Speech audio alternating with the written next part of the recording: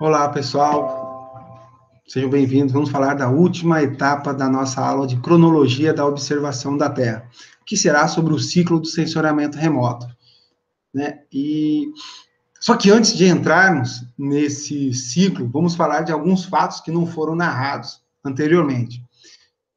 E já no final da Primeira Guerra Mundial, em 1918, o homem já tinha conhecimento, né, bem aprofundado sobre a produção das fotografias aéreas coloridas, e já tinha em 4 camadas, sendo elas na faixa do azul, verde, vermelho e infravermelho, onde você poderia fazer a combinação de uma imagem colorida com apenas em 3 camadas, né?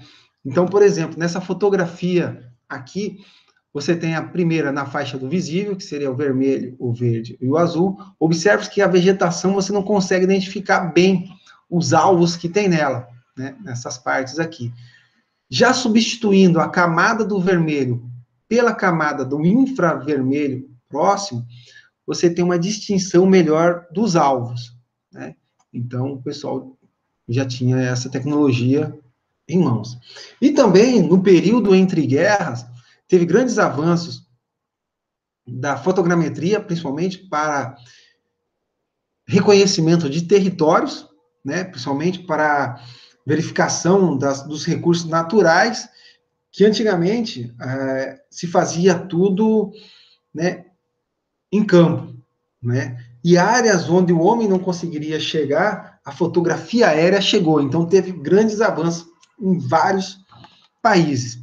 E também, nesse período entre guerras, 2 países já começaram a se destacar nessa tecnologia, que foi os Estados Unidos e a Rússia.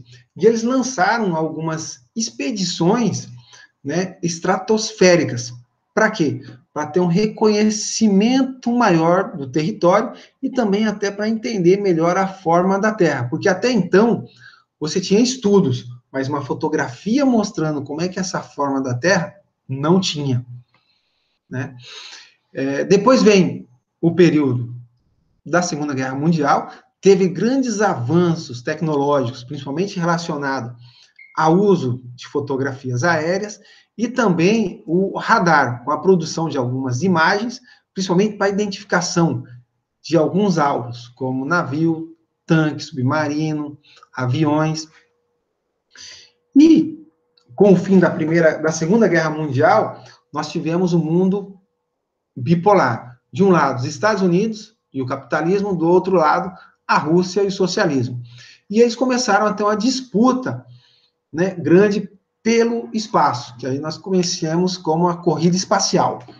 E os Estados Unidos começou a se lançar foguetes com máquinas fotográficas dentro dele, dentro de uma caixa preta, para verificar qual que é a real forma desta Terra.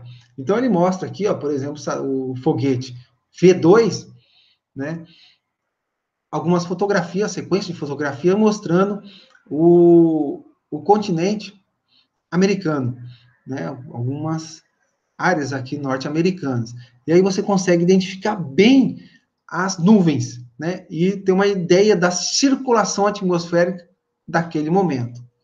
Aí teve alguns avanços nisso, lançamento de vários foguetes para fazer esses estudos, né? E quem ajudou muito nesses estudos foi o pessoal da geofísica, somente para entender o magnetismo da Terra, né? E o campo eletromagnético da Terra, né? E em 1957 foi lançado o primeiro foguete a ficar numa órbita, que foi o Sputnik 1. Né? Então, a partir do Sputnik, começou a ter as várias gerações de satélites, que a gente pode dividir ela em 4.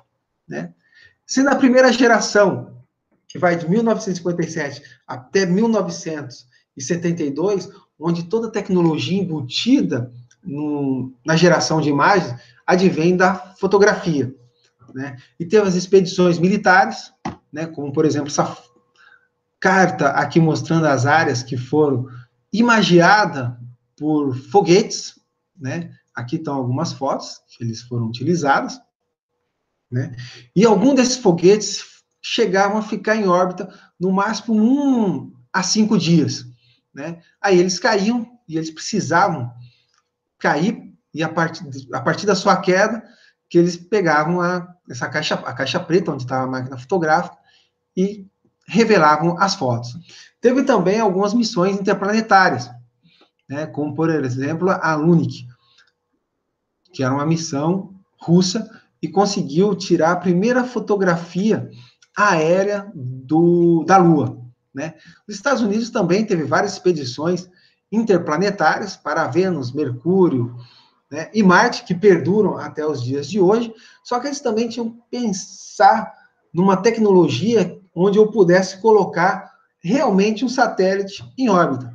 Só que, se eu colocar esse satélite em órbita, ele vai estar imaginando a Terra, como é que eu vou capturar as imagens geradas por ele? Então, eu teria que ter um outro satélite que receberia as informações desse satélite de sensoriamento remoto, e esse satélite, que nós chamamos de telecomunicações, ou de captador de informações, ou de dados, né, que vai transmitir até uma estação na Terra, né? E o primeiro a fazer isso foi o satélite TIROS-1, um satélite meteorológico, que em abril de 1960, ele gera a primeira imagem teletransmitida à Terra, né?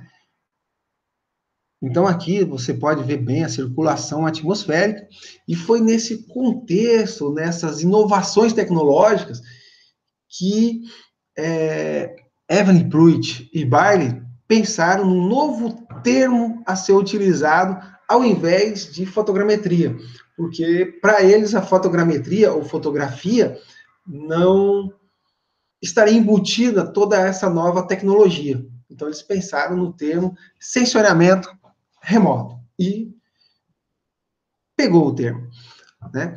E ó, em 1971 teve uma expedição tripulada, né, com câmeras fotográficas, onde as imagens geradas por essa câmera fotográfica seriam em camadas, em várias camadas, né?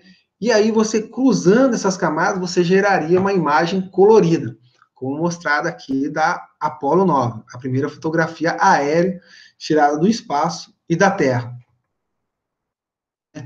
Então, a partir disso, já se pensou em colocar satélites com sua própria tecnologia, que começa as segundas gerações de satélites, né, com sua tecnologia própria, onde você tem embutido as resoluções por trás desta tecnologia. E quais são essas resoluções?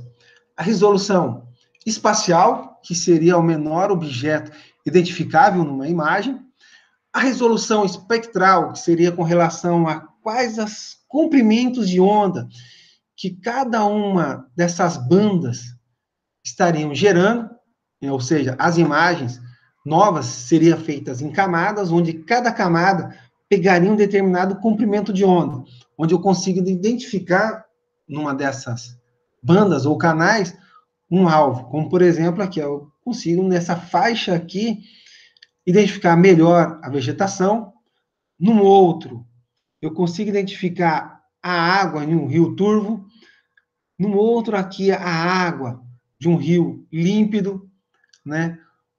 Um solo argiloso, outro um solo arenoso.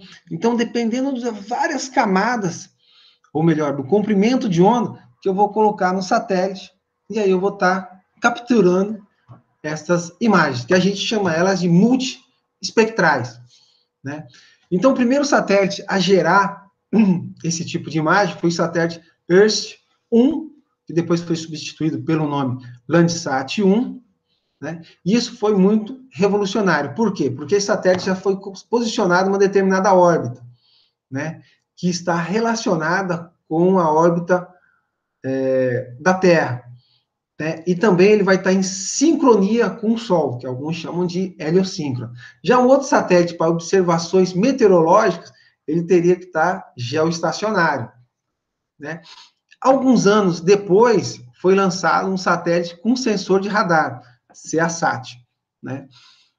Por quê? Por causa que dependendo da região que eu vou estar imaginando nessa heliosíncrona, né, esse satélite heliosíncrono, por conta das nuvens, eu não vou conseguir capturar as informações.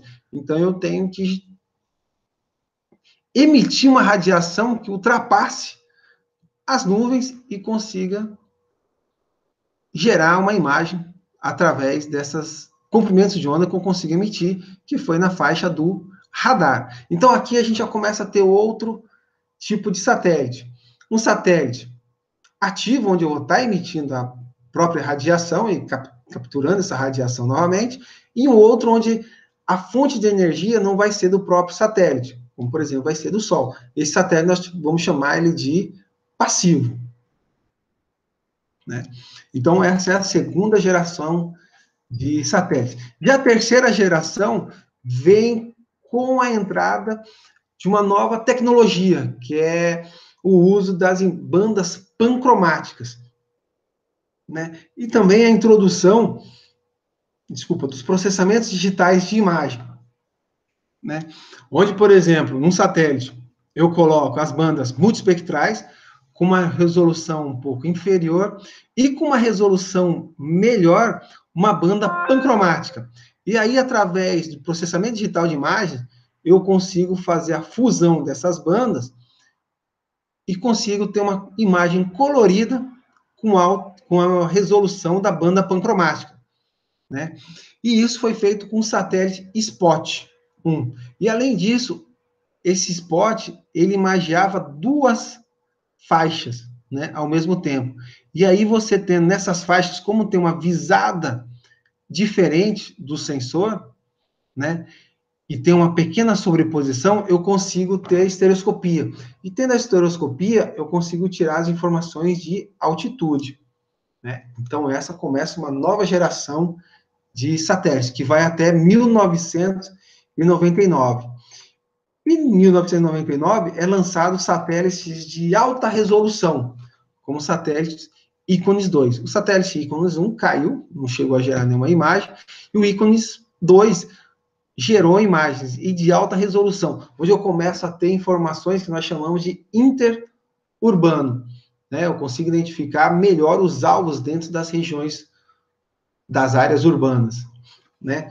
Também tem o lançamento nesse mesmo ano, o satélite Aster, onde eu tenho várias faixas, principalmente da infravermelho termal, né, várias bandas, né, no infravermelho, e eu consigo identificar meus alvos, principalmente para estudos geológicos. E nesse satélite também tem um sensor de radar, onde começou a ter uns avanços nas técnicas de interferometria, onde uma imagem de interferometria eu consigo gerar, ou melhor, extrair as informações de altitude e ter uma noção da altitude do relevo, né, naquele determinada área imagiada. Então, essas seriam as 4 gerações de satélites. Né? Alguns pesquisadores, né, escreveram que essa é a última etapa do satélite. O futuro deles só seria melhorado. A tecnologia que tem dentro do satélite, em vez de ter satélites robustos muito grandes, foram pensados na redução dos satélites, né, chamados de cubo satélite ou nano satélite, que cabe na palma de uma mão, como mostrado esse aqui, né, e já um foguete consegue lançar até 400 satélites ao mesmo tempo. E outra substituição dos satélites vão ser os VANTs, né, que tecnicamente são chamados de aeronaves remotamente pilotadas, ou ARP. Né? E esses ARPs já tem toda a tecnologia embutida no satélite, já tem disponível para os VANTs, e aí um avanço nos VANTs vai ser você conseguir colocar ele numa altitude maior e também dar uma autonomia para ele, de forma que ele fique por alguns dias, meses ou até anos num determinado posicionamento, ou seja, os VANTs geoestacionários, né, para o monitoramento de algumas áreas. Né? Então, alguns acreditam que os satélites vão ser substituídos por estes Vande. Então, esta é a finalização da nossa aula de cronologia. Obrigado.